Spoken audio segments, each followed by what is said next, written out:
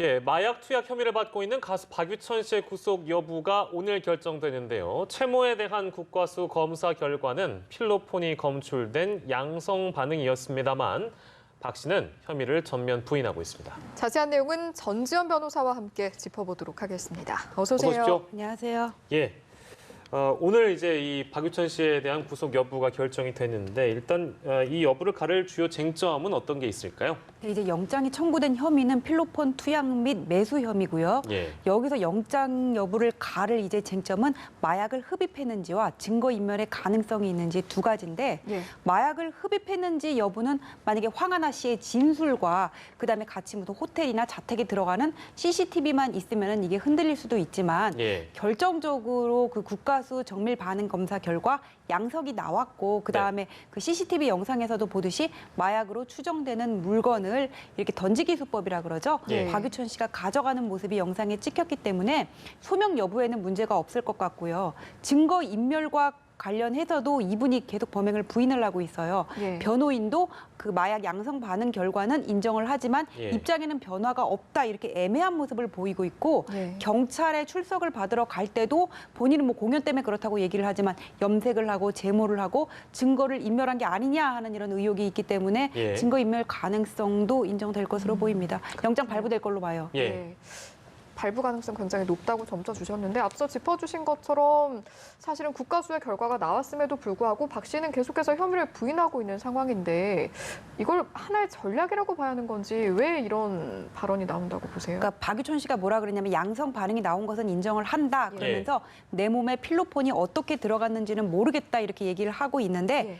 그럴 수도 있어요. 만약 어떤 경우 그럴 수 있냐면은 예. 뭐 1회 정도 마약 투약 횟수가 1회 정도이고 뭐 클럽이라든지 아니면은 뭐 마약을 흡입했던 것으로 여러 사람이 모이는 그런 곳으로 인정될 수 있는 장소에서 이런 일이 있었다면은 예. 한 번 투약 모르고 내가 투약할 수가 있어요. 억지로 누가 먹인다거나 그러면은 이럴 수가 있는데 박유천 씨의 경우에는 이거를 받아들이기 어려운 게 뭐냐면은 경찰에서는 지금 마약 투약 횟수를 5회로 보고 있단 말이에요. 예. 거기다가 본인이 직접 마약으로 추정되는 물건을 그 현금을 무통장 입금을 하고 본인이 그 2, 3분 뒤에 별도의 장소에서 가지고 오고 있는 모습이 영상으로 찍혔기 때문에 예. 좀 인정되기가 어려운데 왜 이런 얘기를 하고 있는가를 생각을 해보면 먼저 기자회견까지 열면서 부인을 했는데 예. 양성 반응 나왔다고 바로 이걸 인정하기가 좀 어려울 거라고 보여지고 황하나 씨가 먼저 경찰에서 뭐라 그랬냐면은 누군가가 나에게 마약을 강요해서 또 하게 됐고 내가 뭐 잠든 새에 이렇게 투약을 했다. 그래서 투약을 하게 됐다. 좀 이런 얘기도 했단 말이에요. 예. 그러니까 왜 공범들이 법정에서 진술하는 걸 보면은 누가 저 사람이 그랬어요. 저 사람 때문에 그랬어요. 이렇게 남의 탓으로 돌리는 진술을 하면 또 그걸 가지고 아니에요. 저 사람이 그런 거예요. 내가 아니에요. 이렇게 얘기하는 경우가 있거든요. 예. 황하나 씨가 그런 진술을 해가지고 그거를 보고 이제 박유천 씨도 아닙니다. 나는 내 몸에 왜 그렇게 들어왔는지는 모르겠어요. 좀 이런 진술을 하는 것 같아요. 예, 뭐 마약에도 여러 종류가 있고, 뭐 흔히 우리가 이제 클럽 얘기했을 때는 뭐 물뽕 같은 것도 있고, 우리가 이제 흡입을 하는 대마초라는 것도 있고요. 근데 이제 지금 검출된 것은 필로폰이기 때문에 여러 가지 의심되는 정황들을 저희가 뭐 다 양보하더라도 실제 몰랐다고 한들 필로폰을 몰라서 투약을 할 수 있을까라는 의문은 조금 들거든요. 필로폰을 보통 어떤 방식으로 투약을 하기를 모를 수 있을까요? 뭐 예전엔 주사기로 이렇게 투입을 예, 한다거나 예. 그런데 요새는 이런 투약 방법이 상당히 다양해졌다 아, 그래요. 그렇습니까? 예, 그래가지고는 정말 이게 뭐 누가 약에다 탄다거나 아. 뭐 그런 방법으로 해가지고는 이게 모르고 할 것도 있어요. 근데 그거는 마약의 종류에 따라서 좀 그 투약 방법에 따라서 달리 봐야 되고 예. 내가 잠든 새에 누가 주사를 놓는 것도 예. 뭐 그런 가능성은 열어둘 수가 있는데 예. 이게 CCTV에 찍힌 영상이랑 그 횟수에 비춰보면은 인정되긴 어렵다 그런 말씀이에요. 예, 그리고 알겠습니다. 필로폰은 엄격히 말하면 마약은 아니라 그냥 마약류예요. 향정신성 아, 의약품이라 그래가지고 예. 마약류라고 분류를 하죠. 네네, 알겠습니다. 아까 말씀해주신 대로 필로폰 1.5g을 구입해서 박유천 씨가 모두 5차례 투약을 했다. 이 경찰은 여기까지 이제 파악을 하고 있는데 나머지 1g을 행방을 지금 수사를 하고 있는 상황이라서 이거는 또 어떻게 밝혀내야 될지도 궁금하고 그리고 이거를 만약에 찾아내서 실제 누가 투약했는지 알게 되면 또 다른 공범들도 우리가 알 수 있게 되는 건가요? 예, 그러니까 박유천 씨가 0.5g씩을 3회에 걸쳐서 이렇게 예. 구매를 했다고 얘기를 하거든요. 근데 두 사람이 5회에 걸쳐서 흡입을 하면서 쓴 거는 총 0.5g이에요. 그럼 예. 나머지 1g은 네. 어디다 보관하고 있다가 다른 누군가한테 줘서 그 사람이 이걸 흡입을 했을 가능성 두 가지가 있잖아요. 예. 그럼 보관하고 있다면 어디 보관하고 있겠어요? 그 마약을 흡입했던 장소나 그렇겠죠. 자택에 보관하고 있을 거잖아요. 예, 예. 그런데 황하나 씨 오피스텔이나 박유천 씨 자택에서 이게 발견되지가 않았다 그래요. 네. 그러면 그 다음에 생각할 수 있는 거는 이거를 뭐 함부로 버렸을 것 같지는 않고 그 다음에 생각할 수 있는 거는 다른 누군가랑 이거를 흡입을 했을 가능성인데 마약 흡입을 할 때 보면은 이렇게 여러 사람이 모여서 같이 하는 경우가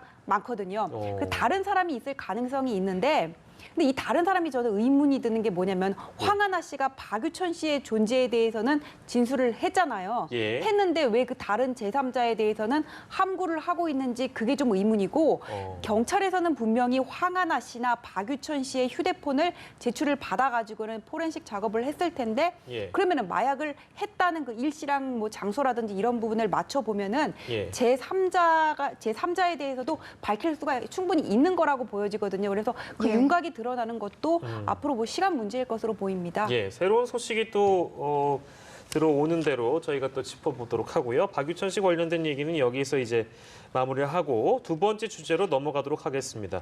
시청자 여러분들께서도 곰탕집 성추행 사건을 기억하실 텐데요. 대전에서 있었던 일입니다.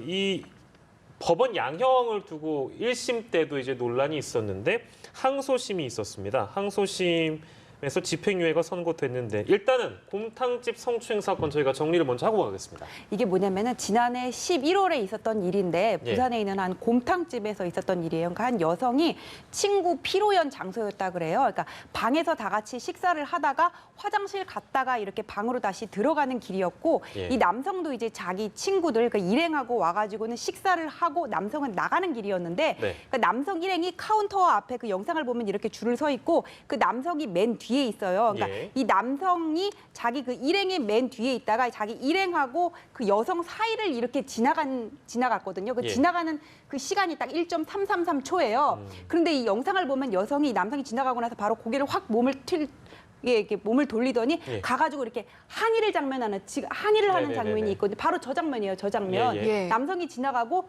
여성이 바로 가서 이렇게 항의를 하는 장면이 나옵니다. 그러면서 두 남성과 여성이 막 그렇게 언쟁이 벌어지니까 여성은 이거를 성추행이다 이렇게 얘기를 했고 남성은 무슨 소리냐 이렇게 반박을 했어요. 근데 예. 언쟁이 이렇게 뭐 길어지고 성추행이다 주장을 하니까는 경찰에 누군가 신고를 했겠죠. 예. 그래서 경찰이 출동을 해가지고는 저 두 사람이 이제 경찰에 가서 진술서를 쓰고 이게 그 기소를 해가지고는 예. 재판까지 이어졌는데 예. 몇 달 전에 1심이 나왔는데 남성에게 실형 6개월을 선고를 하면서 뭐라 그랬냐면은 강제추행을 인정을 했고요. 근데 예. 그 다음에 저 남성의 부인이 한 SNS에다가 억울하다 그러면서 판결문을 공개를 했는데 예. 그 판결문에서 남성을 유죄로 인정한 근거가 예. 아까 CCTV에서도 보다시피 성추행 장면이 명확하게 있는 건 아니잖아요. 예. 거기 판결문에 보면은 피해자의 진술이 일관되고 구체적이므로 이렇게 적시를 한 거예요. 예. 그래서 이게 네티즌들 사이에서는 아니 피해자의 진술만 가지고 유죄를 하는 게 맞냐 그러면서 갑론을박이 벌어졌는데 예. 오늘 항소심에서도 그 유죄로 인정을 하고 다만 실형은 아니고 집행유예를 선고를 했습니다. 예. 예. 역시나 유죄지만 이제 낮은 형량이 나오긴 했는데 앞서서는 이제 피해자 진술의 일관성에 주목을 해서 1심에서 그런 판결이 나왔고 이번 2심 판결은 어떤 배경으로 결론을 발표를 했나요? 2심 판단에서도 피해자의 진술을 근거로 삼은 거는 맞아요. 근데 그 판결 내용을 보면은 피해자의 진술뿐만 아니라 CCTV에 찍힌 모습과 당시의 정황을 다 고려를 했어요. 그러니까 저 상황에서 1.333초 너무 짧은 시간이 아니냐 그런 의문이 들 수도 있지만은 예. 법원에서 영상 분석 진술가가 뭐라 그랬냐면은 1.333초면은 남성이 손을 뻗고 여성의 어떤 신체 부위를 만지기에는 충분한 충분하다. 시간이다 그렇게 얘기를 했고요. 예. 그리고 법원에서는 어떻게 생각을 했냐면은 아까 그 영상을 보시면 알겠지만은 여성의 뒤를 지나가고 나서 남성이 이렇게 딴 데를 쳐다보고 있고 손을 모으고 있단 말이에요. 예. 만약에 여성의 뒤를 지나칠 때도 손을 모으고 있었다면은 팔꿈치가 닿았을 가능성이 크죠. 근데 남성이 여성보다 키가 크잖아요. 근데 이 팔꿈치와 둥부가 닿았다는 거는 말이 안 돼요. 일부러 손을 뻗치지 않는 한. 높이가 다르니까요. 예, 높이가 다르고 그다음에 이게 손을 모으지 않고 그냥 자연스럽게 지나갔다고 하더라도 어디가 닿았다면 그거는 팔이 닿았을 텐데 팔이 닿았다면 여성의 뭐 등이라든지 그런 데랑 닿았을 거 아니에요. 예. 근데 영상 속에 찍힌 여성의 그 반응을 보면은 굉장히 화가 나 있고 바로 막 이렇게 항의를 하고 있단 말이에요. 예. 이런 걸로 볼 때 좀 남성의 추행을 한 게 맞다고 본다. 항소심에서는 그렇게 봤고 예. 또 뭐냐면은 저 여성이 나중에 경찰서에서 간 진술이나 뭐 재판부에 낸 진술이라든지 이런 것들을 보면은 당시에 자기가 어떻게 이렇게 접촉을 당했고 어떤 느낌이었고 남성의 손동작은 어땠을 것이다 이런 거에 느낌이 있잖아요. 예. 그런 것들을 일관되게 진술을 한 반면에 예. 남성은 처음에는 신발을 신다가 어깨가 접촉됐을 가능성이 뭐 있다 이렇게 얘기를 하다가 나중에 CCTV를 보여주니까는 나는 뭐 혹시라도 사람이 많은 데서 오해를 살까 봐 손을 모았던 거고 접촉이 있었을 거는 같은데 뭐 하면서 이렇게 말을 흐리고 진술을 번복하는 그런 점이 있었어요. 그래서 예. 이런 것들을 감안을 할 때 항소심에서는 유죄가 맞다 이렇게 본 겁니다. 그러니까는 그 당시 그 CCTV 상황을 보고 일어날 수 있는 상황에 대해서 어떤 일반적인 상식에 비추어서 판단을 한 거고 그 상황 이후에 여성의 반응, 그다음에 남성과 여성의 진술을 다 가지고 판단을 한 거죠. 예. 상고 여부에 대해서 이제 피고인 측은 항소심 재판 과정에서 새로운 증거가 많이 나와서 검토 뒤에 이 여부를 결정하겠다고 얘기를 했다고 합니다. 만약에 이제 상고를 했을 경우에 우리가 대법 판결은 어떻게 전망할 수 있을까요? 상고심은 법률심이고 뒤집어지는 그 비율은 높지 않아요. 낮아요. 그런데 만약에 이 지금 첨예하게 다투어졌던 부분이고 하급심 판단에 어떤 증거 판단에 문제가 있으면은 상고심에서 이 진술이 번복될 가능성도 저는 열어놔야 된다고 보는데 예. 그런데 다만 제가 아까 말씀을 드렸던 것처럼 예. 이게 단순히 피해자의 진술이 일관된다고 해서 법원에서는 유죄 판단의 근거로 삼는 것이 아니라 예. 피해자의 진술과 함께 다른 여러 가지 상황들도 다 고려를 하거든요. 근데 CCTV의 모습, 뭐 CCTV에 추행하는 장면 자체가 있지는 않지만은 예. 그 이후의 여성의 반응이라든지 그 남성과 여성의 체격의 차이, 그다음에 이게 우리가 지나갈 때 누구하고 접촉할 수 있는 그런 부위들을 감안할 때 일어날 수 있는 그런 상황들을 예. 그냥 상식에 비추어 판단해가지고는 저런 결과가 나온 거기 때문에 예. 물론 가능성은 열어둬야 되겠지만은 이 판단이 바뀌어질 가능성은 좀 낮다 그렇게 봅니다. 예, 예. 알겠습니다. 아직 상고 자체가 지금 결정이 된 사안이 아니기 때문에 좀 더 상황을 지켜보도록 하고요. 마지막 주제로 넘어가 보도록 하겠습니다.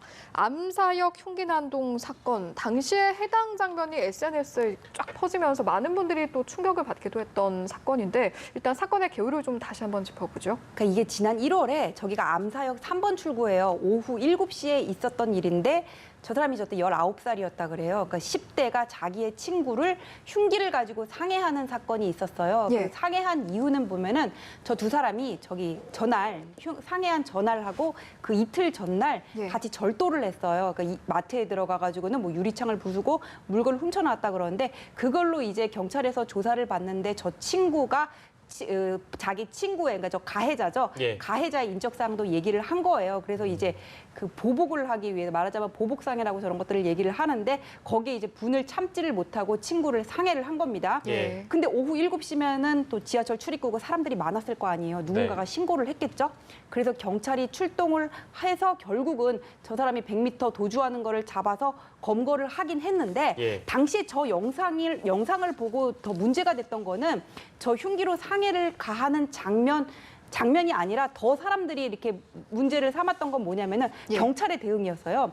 근데 경찰이 저때 한두 명 출동을 한 게 아니었거든요. 근데 저 가해자를 앞뒤로 이렇게 싸고 앞뒤로 이렇게 감싸고 테이저건을 발사를 했는데 테이저건이 2번을 맞아야지 이게 사람이 전기 충격을 받는다고 하는데 예. 하나는 맞고 하나는 빗나갔던 거예요. 그러니까 그 틈을 타서 저 사람이 100m를 도주를 하고 간신히 검거를 했던 그런 사안인데 예. 100m를 도주하는 과정에서 어느 가게를 들어가서 누군가를 인질로 잡을 수도 있었고 예. 지나가는 행인한테 위해를 가할 수도 있는 상황이어서 왜 경찰이 이렇게밖에 대응을 안 하냐 사실 그 부분에 비난에 초점이 있었어요. 그래서 예. 그 이유가 뭐냐 이렇게 물어봤더니 당시에 경찰에서 뭐라 그랬냐면 테이저건은 이게 비용이 비싸다고 합니다. 그게 훈련을 그래서 자주 하기가 어렵대요. 그 카트리지 가격이 뭐 5만 원 정도 해가지고는 자주 이렇게 훈련을 하기가 어렵다 그런 말을 했는데 그 가격 때문에 훈련을 못하면 더 테이저건으로 범인을 제압을 할 텐데 그럼 국민의 안전을 어떻게 담보할 것이냐 사실 이런 비판이 있었습니다. 네, 그런 비판들이 여럿 있었었죠. SNS에 워낙에 좀 많이 퍼졌기 때문에 국민들의 관심을 받았던 사안인데 그때 당시에 이 남성이 받았던 혐의가 뭐 흉기도 들고 있었고 뭐 폭행도 저지르고 뭐 이렇기 때문에 여러 가지 혐의가 있었을 것 같습니다. 어떤 혐의였죠?